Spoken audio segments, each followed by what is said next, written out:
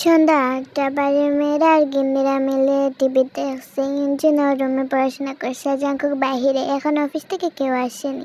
উনি দরজা calling bell বেজে উঠেতে জাঙ্কুক এসেছে ভেবে দরজা খুলে দেয়, কিন্তু সামনে থাকা ব্যক্তিকে দেখাতে চিৎকার করে উঠেতে চিৎকারে সবাই দরজার সামনে যায়। সারপ্রাইজ! ও মাই গড ভাইয়া, তুমি? জিন বেগম আর জিসি বেগম হতবাক হয়ে তাকিয়ে আছেন। জিমিন তো এগিয়ে জড়িয়ে ধরে, তারা ঢুকতে দিবি না নাকি এখানে দাঁড় করিয়ে রাখবি? আরে কি বলো, আসো আসো, ভিতরে আসো। এদিকে বাইরে গিন্নি কাঙ্ক্ষিত লোককে এতদিন পর দেখে কান্না করে দিয়েছেন। আরে আমার সুন্দরী মামিরা কান্না কেন করছে? এটা বলে জেহপাকে গিয়ে মামিদের জড়িয়ে ধরে জেহপা যেতে তেরে ফুফাতাও ভাই। জেহপার মা বাবা মারা যাওয়ার পর জেহপ নানুবাড়ি বড় হয়েছে, নিজের কেরিয়ার করার জন্য জেহপ বিদেশে ছিল। সুগার 1 মাসের বড়। বড় মামা বড় মামি কখনো মা বাবার অভাব বুঝতে দেননি। জেহপকে অনেক ভালোবাসেন তারা। জেহপকে ভাই বোনরা অনেক ভালোবাসে জেহপকে। এতদিন পরে আমাদের কথা মনে পড়ছে ভাইয়া তোমার? আরে পিচ্ছি, সবসময় মনে পড়ে তাদের কথা। আম্মু কোনে দেখো ভাইয়াকে বিয়ে দিয়ে এখন এখানেই রাখবো, আর যেতে দিব না।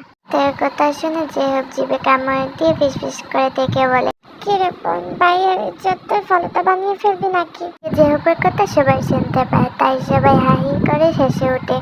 পরে মজা করবি, গল্প করবি, এখন ড্রেস রেস্ট নিয়ে আর কিছু খা।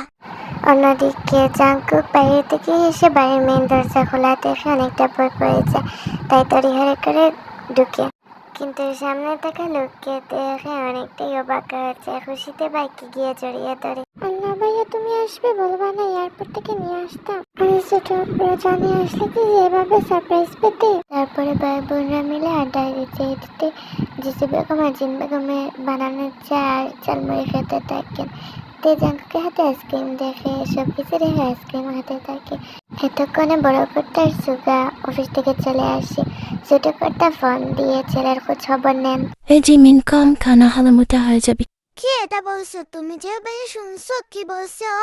আরে সুগা ব্রো, তুমি একটু পাল্টাও না কেন? আমার বোনটার পিছনে লাগতেছে।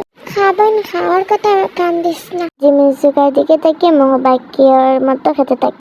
জাঙ্কুক খাওয়ার মাঝে মাঝে তেলের দিকে তাকাচ্ছে। আইসক্রিম খাওয়ার ফলে মুখে সেরেসিটি আছে আইসক্রিম বাচ্চাদের মতো।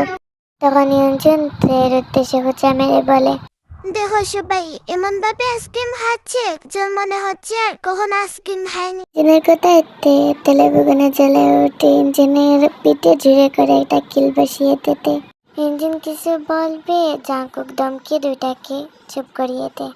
পরবর্তীতে টিস্যু দিয়ে তার মুখ মুছিয়ে দেয় জাঙ্কুক। তাই পলকহীনভাবে জাঙ্কুকের দিকে তাকিয়ে থাকে। এর মধ্যে জাঙ্কুক অস্বাভাবিক একটা ঘটনা ঘটিয়ে ফেলে। তেল টুটে লেগে থাকে আইসক্রিম নিজের বুড়ো আঙ্গুল দিয়ে মুছে জাঙ্কুক খেয়ে ফেলে। কেউ এটা লক্ষ্য না করলেও সুগার জিনিসটা লক্ষ্য করে এবং অবাক হয়ে তাদের দিকে তাকিয়ে থাকে। জাঙ্কুক কিছু হয়নি এরকম একটা ব্যবসা নিয়ে বসে থাকে। কি হয়েছে এখন? সে ইয়াদ লাবিরিন্থ হচ্ছে কেন? আরে জান, ডাক করো কেন? মজা করে বসছি তো। তুমি মোটা হলেও আমার জিমিন, রোগা হলেও আমার জিমিন। রাত 12টা সুগা এসেছে জিমিনের রুমে জিমিনের রাগ ভাঙানোর জন্য। সন্ধ্যার সময় এই কথা বলায় জিমিন রেগে আছে সুগার উপর। অন্যদিকে তেও রুমে বিছানার উপর বসে টুটে হাত দিয়ে জাঙ্কুকের করা ঘটনা নিয়ে ব্লাশ করতে থাকে। আইসক্রিমের জায়গায় তোর ঠোঁটটা কখন থাকবে তে?